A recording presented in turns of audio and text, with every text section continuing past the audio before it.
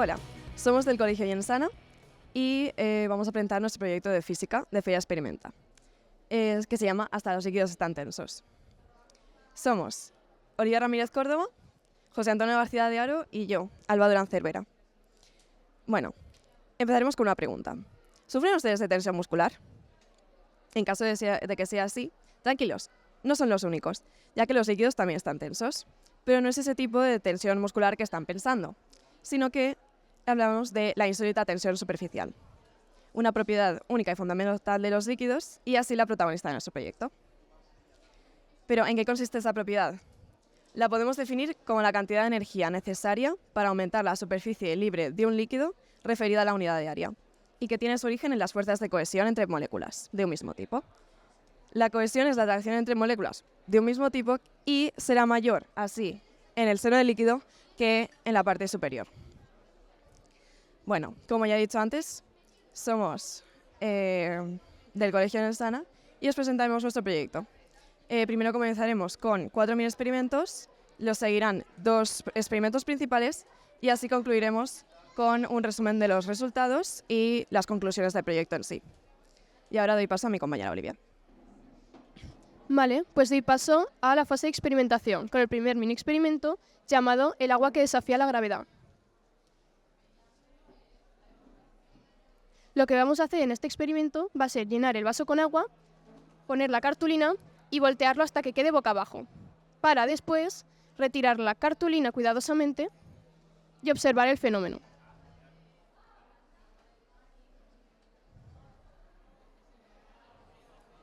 Como se puede observar, el agua se queda como levitando en el vaso, pero obviamente no está levitando. Lo que está pasando es que el agua se ha adherido a la superficie, que en este caso sería la mosquitera. Sin embargo, ¿cómo se puede adherir si la mosquitera está llena de agujeros? Se tendría que caer. Pues el agua lo que se adhiere es a las líneas de plástico de la mosquitera, permitiendo crear una membrana elástica alrededor de toda la boca del vaso que está cubierta por esta mosquitera y así quedándose sin caerse.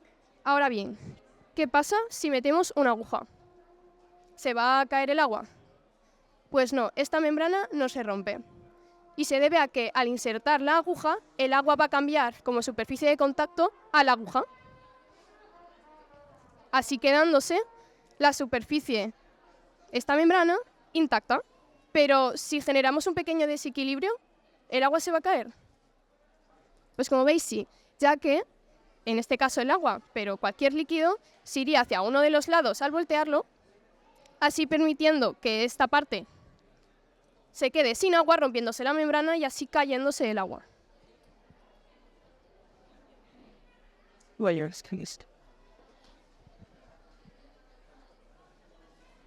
A continuación, seguiremos con el segundo mini experimento, la gota equilibrista. Este consiste en los siguientes materiales y empezaremos echando una serie de gotas de agua con un cuentagotas en una moneda. Así observemos lo que sucede. En este caso, lo que pasa es que se crea una forma de media esfera encima de la moneda producida por el agua. Pero ¿a qué se debe esta forma y por qué no se derrama el agua? Es sencillo. Y es que el agua tiene una resistencia a aumentar su superficie. Por lo tanto, esta resistencia crea esa media esfera, por lo tanto concluirá en una hemisfera. Esta resistencia es debida a que las moléculas están unidas por grandes fuerzas y por lo tanto intentan distribuirse de manera que se utilice la menor energía posible. Pero a continuación, si echamos una serie de gotas de agua desde una altura determinada, ¿qué sucederá? Lo que podremos observar es que la forma de media esfera perfecta que habíamos observado en el primer caso no sucede, sino que acabamos en una salpicadura. La salpicadura es debido a una capa de aire que está retenida entre la gota de agua y la superficie de colisión y que en el momento de esta colisión hace que el agua salga volando.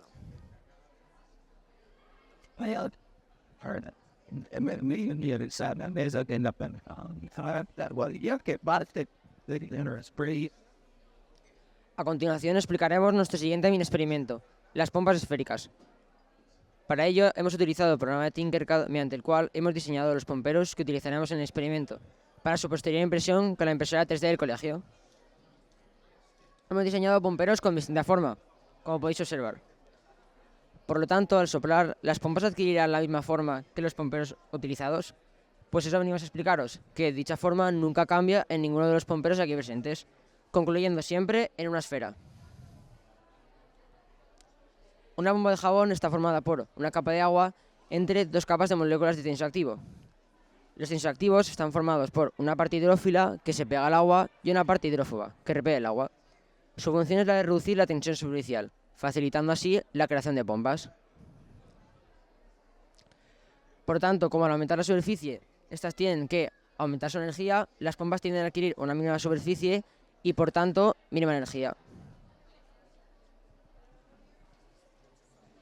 Ahora voy a explicar de forma muy breve un poco más la composición de las pompas y por qué explotan, ya que es bastante curioso. Pues como ha dicho mi compañero, están formadas de dos capas, de tensioactivo y de agua.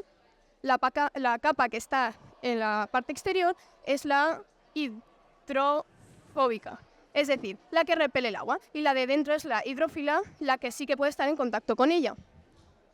La de dentro va a ser la de agua. Así se queda atrapada entre la capa del tensioactivo, las dos que están a cada lado, creando así la pompa de jabón. Sin embargo, ¿por qué explotan?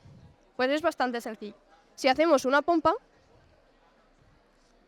podemos ver que se queda flotando, pero si la explotamos con el dedo, lo que estamos haciendo es rompiendo esas capas que están unidas. Pero pongo otro caso. Si hacemos una pompa y la dejáramos flotar un tiempo ilimitado, ¿qué pasaría? Pues explotaría, debido a que el agua en su interior se evaporaría con el calor.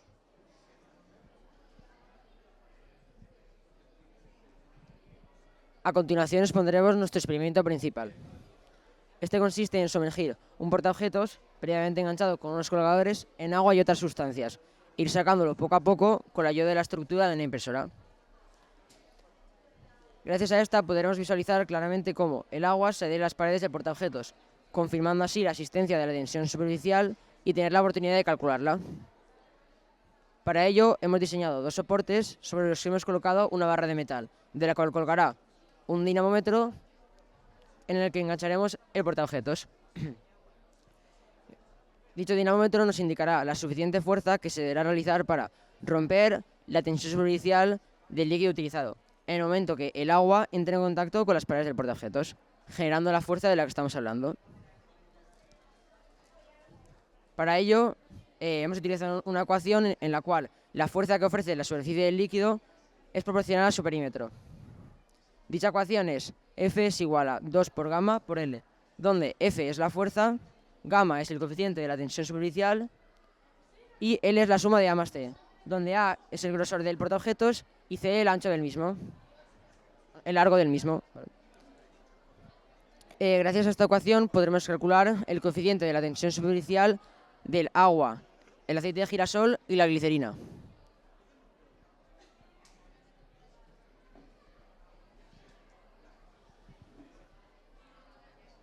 A continuación pasaremos al segundo experimento principal, que es algo así como una extensión del primero.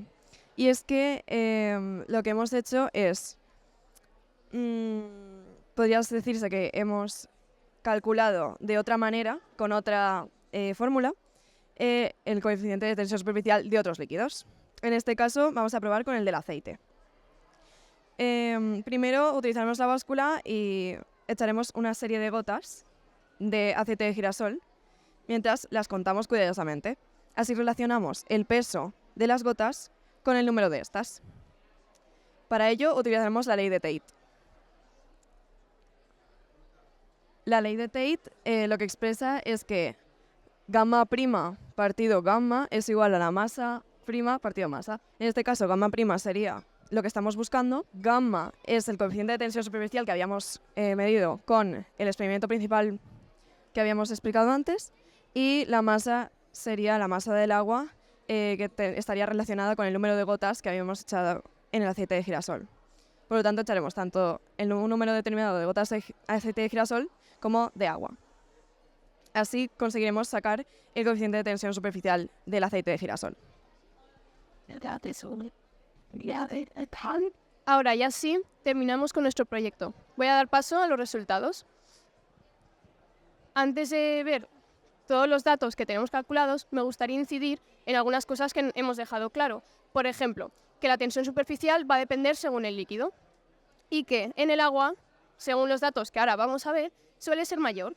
Esto ya se debe a la fuerza que tienen sus moléculas, pero no vamos a centrarnos en eso, sino ahora sí en los datos obtenidos en ambos experimentos principales.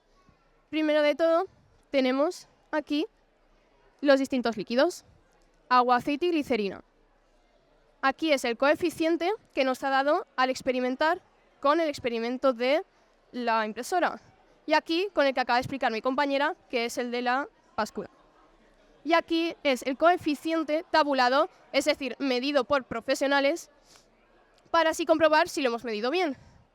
Como veis, en el agua nos ha dado muy similar y más en la glicerina, ya que nos ha dado 0,06 y la tabulada es 0,059. Hay un caso excepcional, que es el de la glicerina, por ejemplo, que con uno de los experimentos no lo podíamos medir, ya que no nos daban los datos, debido a la densidad que tiene al echar las distintas gotas en la báscula.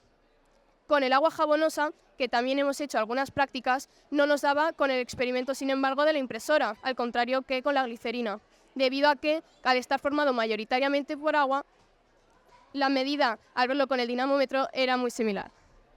Así pues, esperamos que os haya gustado y que hayáis disfrutado de este maravilloso fenómeno. Muchas gracias y hasta la próxima.